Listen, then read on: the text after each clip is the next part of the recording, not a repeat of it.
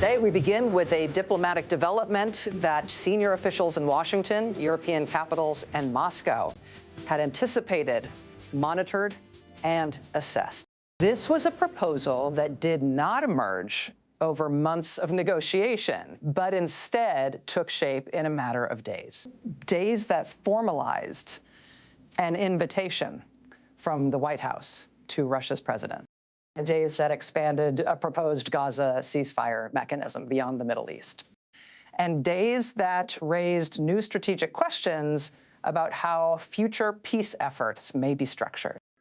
According to Bloomberg News, U.S. President Donald Trump confirmed that he personally invited Vladimir Putin to join a newly proposed Board of Peace, an initiative intended to oversee ceasefire implementation and reconstruction efforts in Gaza. What the U.S. president did today represents a shift, one that allied governments and diplomatic institutions had been quietly tracking. And when that shift occurred, responses followed. European officials began evaluating the implications for Ukraine diplomacy. Kiev's leadership, according to Sky News, signaled concern about the symbolism of the move. And the Kremlin, through spokesman Dmitry Peskov, confirmed receipt of the offer, stating that Moscow is reviewing the details. The responses were measured, marked by determination, strategic calculation, and careful language. Because the question is not whether a peace board can exist. The question is what happens when its membership begins to reshape existing power dynamics. Let me explain what happened and what it means. According to Sky News, the controversy centers on U.S. President Donald Trump's reported invitation to Russian President Vladimir Putin to join a proposed Board of Peace, an initiative designed to oversee a ceasefire and reconstruction framework for Gaza. As reported by Sky News, the board's stated purpose is to supervise a pause in fighting and post-conflict coordination in Gaza. However, the timing and the choice of invitees have drawn attention because the United States has not succeeded in brokering a ceasefire in Ukraine, a conflict that has continued for nearly 4 years. Ukrainian officials have repeatedly called for a pause in hostilities along current front lines, a position that Moscow has rejected. According to Sky News, Russia's leadership has maintained that any pause would only follow a comprehensive political settlement. According to Sky News, the invitation itself was initially unconfirmed by the White House at the time of reporting, but was widely discussed in diplomatic circles. The article suggests the move offers insight into President Trump's broader approach toward Russia. Rather than treating Moscow as diplomatically isolated, the U.S. president appears to view the Russian leader as a potential partner in international mediation efforts. As reported by Sky News, this perception has generated concern in Kyiv. Ukrainian officials and commentators, shaped by years of Russian strikes and ongoing hostilities, have expressed unease at the symbolism of inviting Russia's president to oversee peace efforts elsewhere while Ukraine remains unresolved. From Kyiv's perspective, the issue is not procedural but symbolic. Who is granted legitimacy and authority in shaping global peace mechanisms. According to Sky News, European governments are also watching closely.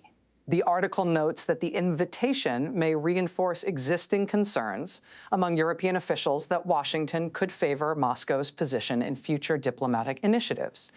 These concerns are not presented as conclusions, but as suspicions being discussed within policy circles. From Moscow's perspective, as described by Sky News, the proposal represents a potential step away from diplomatic isolation.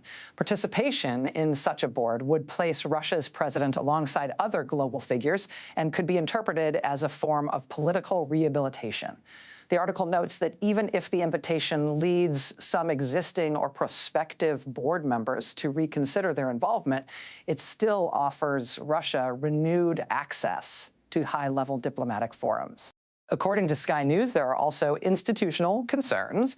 Some analysts worry that the board could weaken the role of the United Nations, where Russia already holds a permanent Security Council seat. Others question whether parallel structures risk fragmenting existing international frameworks rather than strengthening them. Why does this matter? As Sky News frames it, the invitation raises broader questions about how peace initiatives are formed and who is empowered to lead them. Does expanding a Gaza-focused body into other conflicts reshape existing diplomatic norms? And does offering Russia a central role signal a recalibration of U.S. priorities? These are not conclusions, but questions now circulating among governments and observers as a proposal initially focused on Gaza begins to carry implications far beyond it. According to the Daily Beast, President Donald Trump has promoted his proposed Board of Peace as an honor reserved for a select group of world leaders, but multiple officials received similar invitations. The letters reportedly followed a common template with names swapped for each recipient and contained errors in capitalization and phrasing. Kremlin-affiliated media highlighted the invitation sent to Belarusian President Alexander Lukashenko, who is considered a close ally of Vladimir Putin, portraying it as a personal communication from the U.S. president. Reports indicate that Putin himself also received an invitation. The scale of the initiative, as outlined by the Daily Beast, suggests that Trump intends to handpick members for the board, with membership requiring a $1 billion contribution for permanent status within the first year. A 3-year term on the board reportedly does not require payment. According to an unnamed U.S. official cited by Bloomberg News, this fee would be allocated to Gaza's reconstruction following the conflict between Israel and Hamas. Other invited leaders reportedly include Argentina's Javier Milei, Canadian Prime Minister Mark Carney, Turkey's President Recep Tayyip Erdogan, and Brazil's Luiz Inacio Lula da Silva. From a technical and organizational perspective, the letters describe the board as a new international organization and transitional governing administration, designed to coordinate peace and reconstruction efforts. The Daily Beast notes that the board is intended to convene respected world leaders for oversight and guidance, presenting the initiative as a structured, high-level diplomatic forum. The text emphasizes an ambitious mandate to build lasting peace and to establish an honor reserved for those prepared to lead by example. Strategically, the implications of this proposal are notable. According to the Daily Beast, the board could be perceived as a parallel structure to existing international institutions, such as the United Nations, potentially reshaping how conflict mediation and post-conflict reconstruction are managed. For Russia, participation represents a potential rehabilitation in international forums after years of diplomatic isolation. The Daily Beast notes that the Kremlin confirmed receipt of the invitation and indicated it would review the details carefully, highlighting Moscow's continued interest in engagement with U.S.-led initiatives. Analysts cited in the Daily Beast question whether this approach strengthens or complicates existing diplomatic efforts. While the board could provide a coordinated platform for post-conflict reconstruction, it may also create competition with traditional international bodies, especially given Russia's permanent position on the UN Security Council. From a strategic standpoint, offering Russia a prominent role raises questions about credibility, alignment with allies, and the balance of influence in global governance. In summary, the scope of the initiative is substantial. It involves multiple world leaders, significant financial contributions, and the potential to influence both Gaza reconstruction and broader diplomatic dynamics. The tactical structure, as outlined in the invitations, positions the U.S. president as chair, granting considerable discretion in selecting members and shaping agendas. Strategically, the board's formation signals a shift in how the U.S. may engage with Russia and other major actors, raising questions about institutional impact, legitimacy, and long-term effectiveness. According to the Daily Beast, while the board is presented as a peace-focused initiative, its scale, membership requirements, and overlap with existing international institutions make it a subject of close scrutiny among governments and analysts worldwide. According to Bloomberg News, U.S. President Donald Trump confirmed in a briefing with reporters on Monday in Florida that he had indeed invited Russian President Vladimir Putin to join the proposed Board of Peace for Gaza. When asked directly, Trump responded simply, yes, signaling official U.S. acknowledgement of the initiative. From Moscow, Bloomberg News reports that Kremlin spokesman Dmitry Peskov confirmed that Putin received an offer through diplomatic channels and indicated that Russian officials intend to contact the U.S. side to clarify the details of the proposal. At this stage, no formal acceptance had been communicated, but the Russian government has positioned itself as carefully reviewing the offer. Other invited leaders have also responded. Argentine President Javier Milei and Canadian Prime Minister Mark Carney reportedly confirmed their intent to serve as founding members of the board, while invitations to Turkey's President Recep Tayyip Erdogan and Brazil's President Luiz Inacio Lula da Silva are under consideration, according to Bloomberg News. The U.S. administration frames these leaders' participation as part of a 20-point plan aimed at ensuring lasting peace and reconstruction in Gaza following the recent two-year conflict between Israel and the militant group Hamas. Regional reactions include criticism from Israeli leadership. Bloomberg News reports that Israeli Prime Minister Benjamin Netanyahu expressed concern that the plan had not been coordinated with his government, emphasizing that Israel's perspective was not fully integrated into the proposed structure. This reflects broader questions about consultation and legitimacy in international peace initiatives. In Europe and among allied governments, officials are observing closely, though Bloomberg News does not provide specific statements. Analysts suggest that the inclusion of Russia in a prominent peace role while Ukraine remains in conflict could raise questions about U.S. impartiality and the balance of influence in diplomatic negotiations.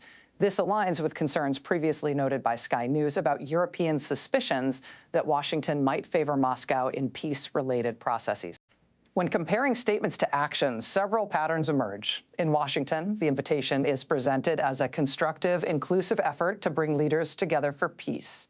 In Moscow, the response is measured, emphasizing careful review rather than immediate acceptance. In Israel, there is caution and dissatisfaction over lack of consultation, and in other countries, reactions range from acceptance to deliberation. Bloomberg News highlights this mix of responses, demonstrating that public statements often serve both diplomatic signaling and domestic messaging purposes. Strategically, the reactions illustrate the delicate balance the U.S. must maintain attempting to include a range of international actors while preserving credibility with allies and ensuring the initiative does not conflict with existing multilateral frameworks, such as the United Nations. Observers note that even as leaders issue statements, their ultimate decisions, whether to participate, decline, or negotiate conditions, will determine the board's effectiveness and perceived legitimacy. In summary, according to Bloomberg News, reactions are diverse. The U.S. signals commitment and leadership. Russia is reviewing the offer. Some invited leaders have accepted, and Israel has raised procedural concerns. This spectrum underscores that while the Board of Peace is framed as a unifying initiative, its reception is contingent on how participating nations reconcile statements, strategic interests, and ongoing geopolitical realities. Over the past several days, the international community has witnessed a notable diplomatic development. According to Sky News and Bloomberg News, U.S. President Donald Trump confirmed that he invited Russian President Vladimir Putin to join a newly proposed Board of Peace aimed initially at overseeing ceasefire and reconstruction efforts in Gaza. Invitations have also been extended to other world leaders, including Argentina's Javier Milei, Canadian Prime Minister Mark Carney, Turkey's President Recep Tayyip Erdogan, and Brazil's President Luiz Inacio Lula da Silva. The initiative has drawn attention for its scale, its financial and organizational structure, and the potential influence it grants participating nations, particularly Russia. The current state of play reflects a complex mix of official positions. Moscow has acknowledged receipt of the invitation and stated it is reviewing the proposal. Kyiv and Israel have expressed concern about the symbolic implications and lack of prior consultation. Meanwhile, several other invited leaders have accepted or are deliberating participation. Analysts note that the plan highlights both an attempt to bring a diverse set of actors together and the challenges of balancing legitimacy, multilateral norms, and ongoing conflicts, particularly in Ukraine. Looking ahead, multiple scenarios remain possible. One scenario envisions broad participation, where the board successfully coordinates reconstruction in Gaza and develops a framework for future conflict resolution. A second scenario anticipates selective involvement, with some leaders declining participation due to political or strategic concerns, which could limit the board's credibility or operational scope. A third scenario considers institutional tension. The board might overlap or compete with existing organizations like the United Nations, potentially raising questions about authority and international coordination. Analysts also point out that Russia's role will be closely scrutinized both for how it engages and how other members respond to its inclusion. Ultimately, the trajectory of this initiative will depend on multiple variables. the willingness of invited nations to participate, the operational clarity of the board, and how the inclusion of Russia is perceived by both regional actors and global institutions. As observers assess these dynamics, the central question is not merely whether the board convenes, but how it influences broader diplomatic and conflict resolution frameworks. What factors will shape the next phase of this initiative, and how might it affect both regional stability and global perceptions of multilateral cooperation? We'll continue monitoring the situation closely.